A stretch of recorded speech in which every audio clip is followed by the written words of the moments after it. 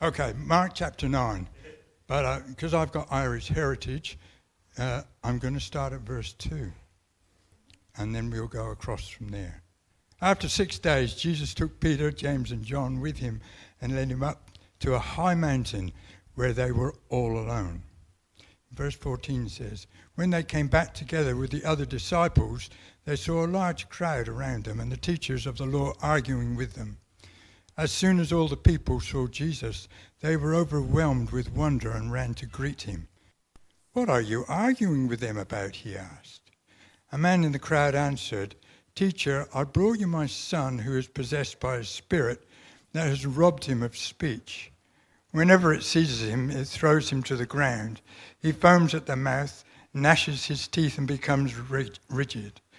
I asked your disciples to drive out the spirit, but they could not. Jesus replied, O unbelieving generation, how long shall I stay with you? How long shall I put up with you? Bring the boy to me. So they brought him. When the spirit saw Jesus, it immediately threw the boy into a convulsion. He fell to the ground and rolled around, foaming at the mouth. Jesus asked the boy's father, how long has he been like this? From childhood, he answered. This has often thrown him into fire or water to kill him. But if you can do anything, take pity on us and help us. If you can, said Jesus, everything is possible for him who believes. Immediately the boy's father exclaimed, I do believe. Help me overcome my unbelief.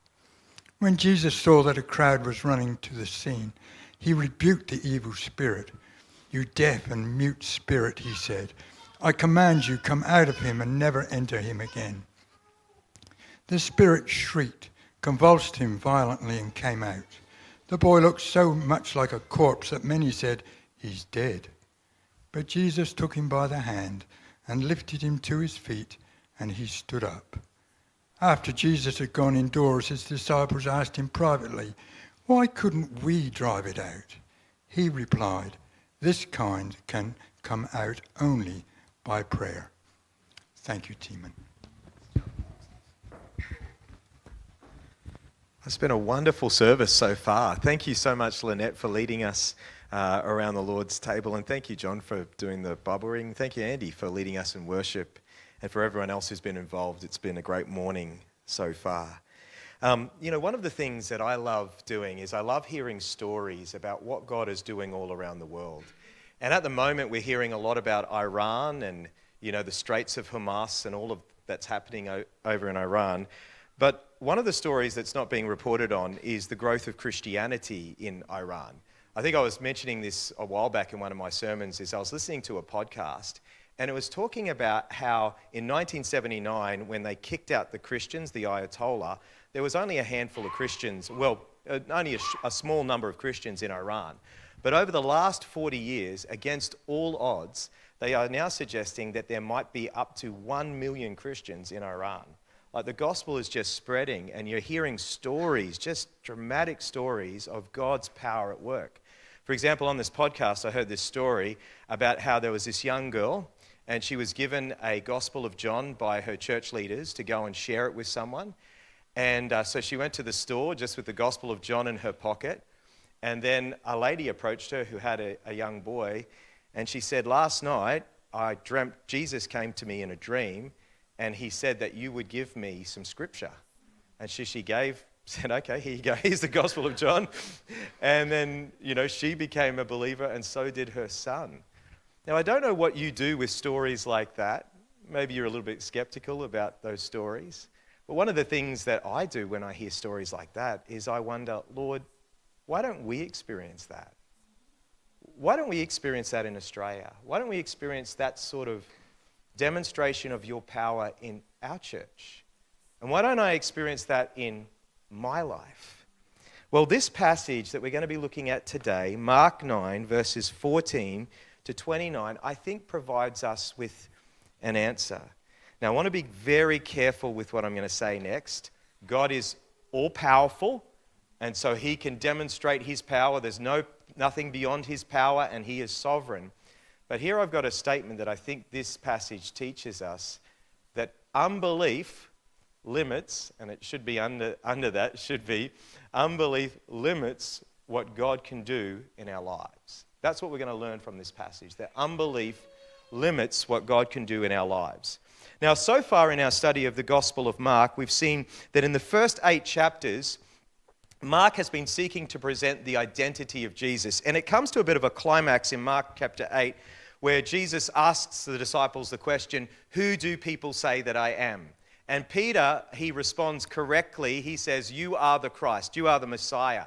But then Jesus says, well, the Messiah is going to have to suffer, and he's going to have to die, and he's going to rise 3 days later. And Peter, he gets angry at Jesus and starts to rebuke Jesus, to which Jesus then draws a line in the sand, and he says, if you really want to follow me, then you must deny yourself, take up your cross, and follow me. And then next, we have the transfiguration that Jared spoke on last week. Last week he spoke on the transfiguration, where Jesus took Peter, James, and John up the mountain, and Jesus was transfigured, which basically means that his glory was made manifest to them. The glory that was hidden was actually made manifest to them, which answers the question as to why we should take up our cross, as to why we should follow Jesus, even though it might involve suffering. But then Jesus and Peter, James, and John, after they have this amazing experience on the mountain, they come back to the valley, and do you know what they find? They find people arguing. They find that Jesus' own disciples have not been able to cast out a demon out of a young boy. And the question is, why? Why were they unable to do this? Well, what Jesus does is he diagnoses the problem, then he provides a remedy, and what I'm going to do this morning is give you a few applications at the end. So he diagnoses the problem, then he gives a remedy, and then I'm going to give you some applications. So let's look at the problem. Why were the disciples so powerless, and why is the church in the West at least often so powerless, and why are we often so powerless? Well, look down in verse 14. We read this. It begins this way. And when they came to the disciples, they saw a great crowd around them, and the scribes were arguing with them. Now, we're going to find out in a few moments exactly what they were arguing about. Verse 15. And immediately all the crowd, when they saw him, they were greatly amazed, and they ran to him and greeted him. They wanted to see Jesus. Verse 16.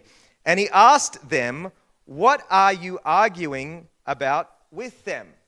What are you arguing with the scribes about? Well, then as soon as Jesus said that to his disciples, someone from the crowd answered, "Teacher, I brought my son to you, for he has a spirit that makes him mute. And whenever it seizes him, it throws him on the ground, and he foams and grinds his teeth and becomes rigid. So I asked your disciples to cast it out, and they were not able." Now, as we've said before, as we've been studying the Gospel of Mark, the Gospel and the Bible presents a very complex view of human suffering and human sickness. It does say that majority of the time our human sickness and our human suffering just comes from the fact that we live in a broken world and our bodies break down, and therefore when we become sick we need medicine. But also the Bible actually does present that behind some sickness and some suffering can be spiritual causes, can be evil spirits. And it seems that's what was behind the cause. That was the cause of this young boy's suffering and sickness. In fact, it says in verse 22 that when he would have an episode, they would often happen, as it says in verse 22, when he was around a fire or around water, so that the demon would destroy him. When he was around the water, he would have this episode, and he might fall into the water and drown, or is around a fire, he might actually roll into the fire and get burnt alive. But the thing is this man, out of his desperation, had brought his son to Jesus, and when he couldn't find Jesus, because he was up on the mountain, remember, with Peter, James, and John, he brought him to his disciples to do something about. Now, the disciples in Mark chapter 6 had actually been given the authority by Jesus to cast out demons. Jesus had sent them out with his authority, 2 by 2, to cast out demons, and they had come back rejoicing that the demons actually obeyed their voice. And so what is happening here? Why are the disciples unable to deal with this demon in this boy? Well, look at what Jesus says. He diagnoses the problem in verse 19. He answered them and said, "O faithless generation, How long am I to be with you? How long am I to bear with you? Bring him to me. You know, sometimes when we view Jesus, we view Jesus as gentle, Jesus, meek and mild. We view him as a little bit like of a hippie. He's always like agreeable, always easy to get along with. But this is a pretty stern rebuke. Oh, faithless generation. How long do I need to bear with you? You see, Jesus diagnoses the problem correctly. What was the problem with the disciples? Why were they powerless? Why couldn't they cast out this demon out of this young boy? It was because they were faithless. They were faithless. You see, maybe they had performed all of these exorcisms before, and they had done it multiple times. And so maybe they had moved from depending upon Jesus to now just self-reliance. You know, one of the dangers in ministry, I've been in ministry 30 years now, is one of the dangers in ministry is you can just, after a while, think, man, I've got this in the bag. I know how to preach. I know how to lead worship. I know how to organize a church. I know how to do all these things. And you can easily move from this attitude of dependence to self-reliance. Also, I think another reason why maybe the disciples were faithless is, notice he says, "Oh, faithless generation." Who's included in this? Well, obviously the scribes are included. They didn't believe in Jesus. The man, as we're going to see, he had some doubts about Jesus. But I think also who's included here is the disciples. I think the disciples had picked up part of the culture that was around them. You see, they lived in a very religious society. Israel was a very religious society, and they were very religious people. And religious people can become self-righteous, and they can become self-reliant, where they depend upon their religion, they depend upon what they do, rather than trusting in God. You know, one of the reasons I think that the church in the West can be powerless is because why we might not live in a religious society, why we live in a secular society, we also live in a society that is very self-reliant. We are taught from a very young age just to rely on ourselves, and we seemingly have everything we need in our society, so we don't actually need God. You know, it's ironic to me that the places in the world that are the most under-resourced are the places in the world where the church is growing the most.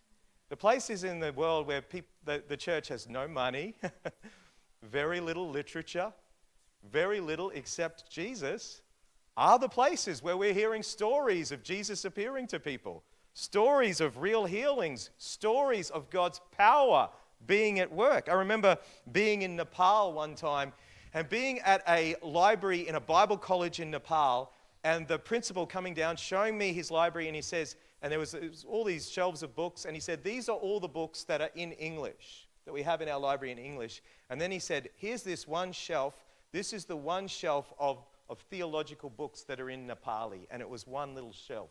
And he said, most of our students don't speak English. They actually speak Nepali.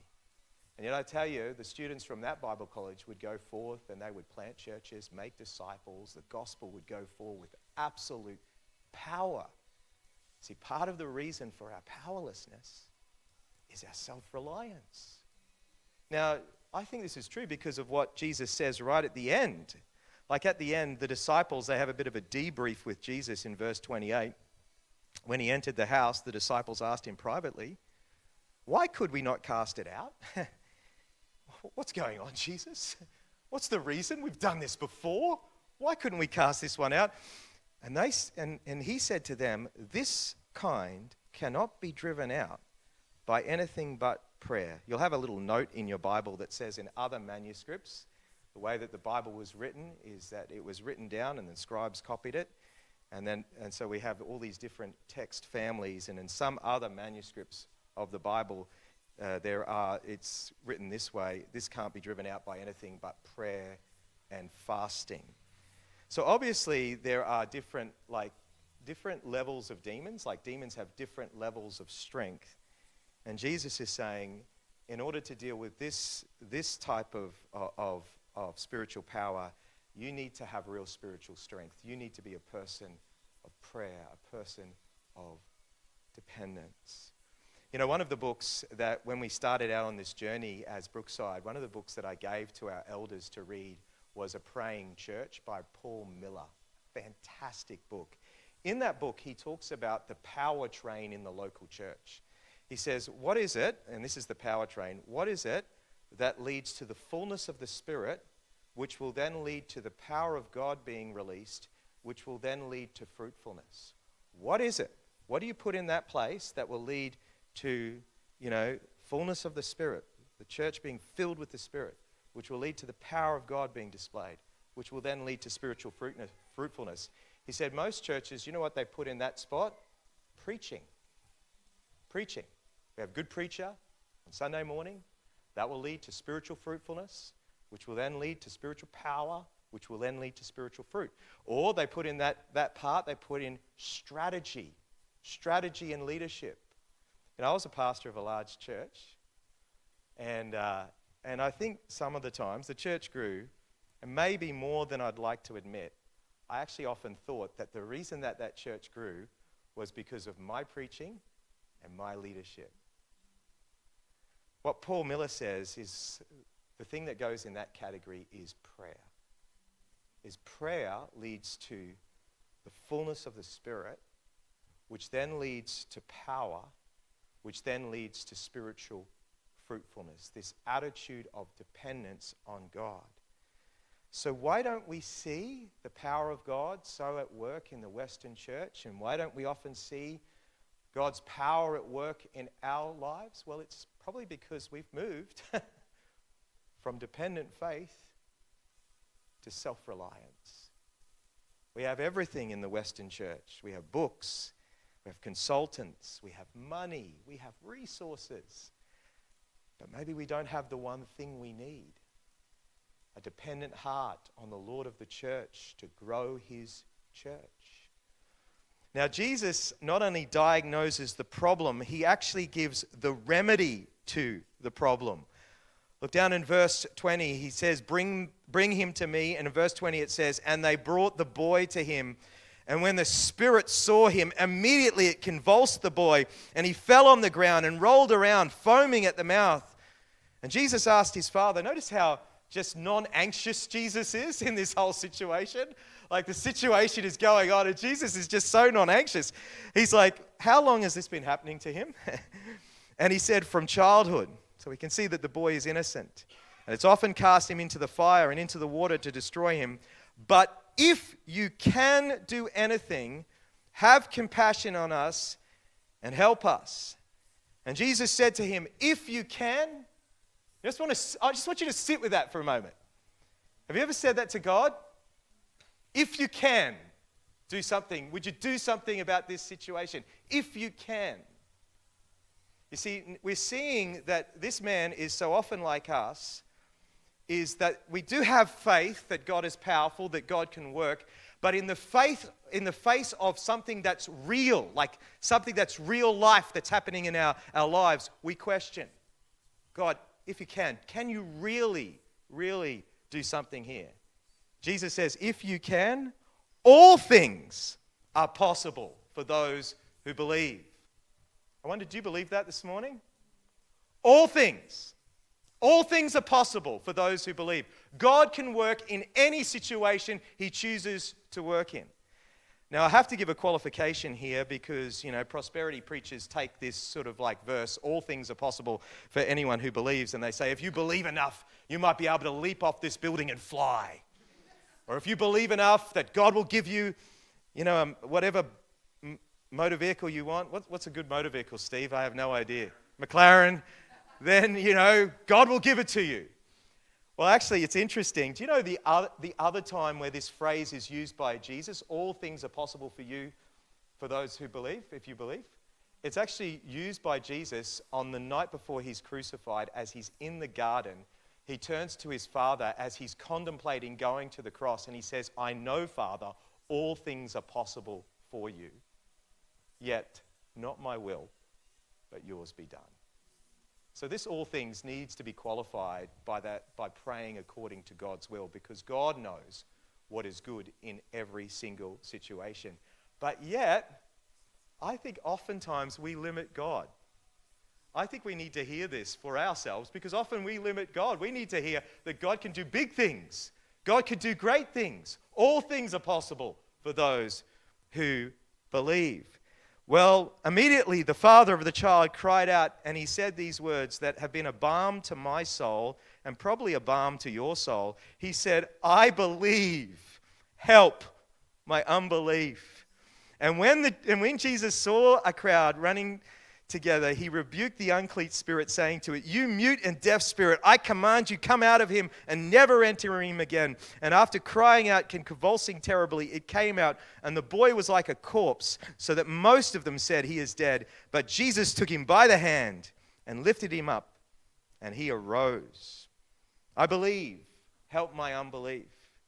You know what the antidote is to faithlessness? It's honesty with God. It's bringing your honesty, bringing your honest heart before God. God, I do believe. Please help my unbelief. Please help me. You know, Alcoholics Anonymous, the very first step in Alcoholics Anonymous is radical honesty. When you go into Alcoholics Anonymous, the first thing you have to admit is I am an alcoholic and I am powerless over my addiction. It's radical honesty. And I think that what unlocks the power of God within a church or within an individual is radical honesty. Admitting your weakness, admitting your need of God. When we put up religious sort of masks and we pretend to be stronger than we are, God knows all what that's about. He can see right through it. But people who come in their weakness and say, Jesus, I need you, those are the people who experience God's power. You know, every single time in my experience where I've seen a church come alive, it's been because there are people who are willing to actually take off the mask, admit their weakness, admit they need Jesus, and God has met them there. God has met them right in that point. You know, Paul said in 2 Corinthians chapter 12, he says, therefore I will boast ever the more in my weaknesses, because when I am weak, then I am strong. His strength is made perfect in my weakness. You cannot be too weak for God, but you can be too proud. You can be too proud. You can be proud, but you can never be too weak. If you bring your weakness before God and bring honestly your doubts before God, and even if you're doubting who Jesus is today, if you just say, Jesus, I would love to believe. Help my unbelief. He loves that sort of prayer. He loves to meet that prayer. Well, finally, as we've seen Jesus diagnoses the problem. The problem is unbelief. He gives a solution. A remedy is to be honest before God, not to try and muster up religious faith in your own ability, but just to come in your weakness before Jesus. And so now let me give you some applications. Here's application number 1. Stop relying on your past experience and return to daily dependence on Jesus. This is the problem of the disciples that obviously relied on their past experience of casting out demons, and they had stopped relying on Jesus. And this is a danger for us corporately as a church, but also a danger for us personally. As we go along, we can just start to develop this self-reliance rather than daily dependence. Application number 2, bring your doubts and your weaknesses honestly to Jesus. And there's something else there that I cannot read because it's covered. But anyways, that's what it is.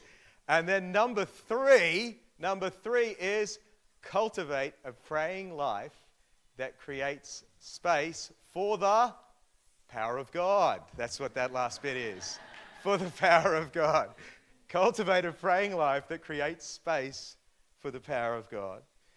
You know, at Easter time, I was at the urban mission camp with AMT, and I couldn't help but actually just really rejoice with them at what God is doing in our little church. And I was speaking to someone and I was saying, this is actually one of the most exciting things that I've ever done in ministry. And part of the reason is, as I said before, is when I was involved in my previous church, you know, it was a large church, and we had resources, and we had a great worship band, and we had like a youth pastor and a young adults pastor. We had a great facility. We had everything. We had resources and money. We had everything going for us. And it was easy, as I said, to be fooled into thinking that all of this was happening because of the leadership. But in this church, what God has been doing is only God can get the credit. God has been doing something here, and God gets the credit because it's all what he has been doing in the hearts and lives of people. So let's, as a church, never forget that. Our first one of our 4 big goals is to become a praying church, because prayer will put us in a posture of dependence upon the Lord. And if we grow, we need to continue to remember this. And don't fall into the trap of self-reliance, thinking that was because of us or because of some things that we did, but we need to return often. Jesus, it's all about you. It's all about what you can do. You're the head of this church. You're the one who is growing your church.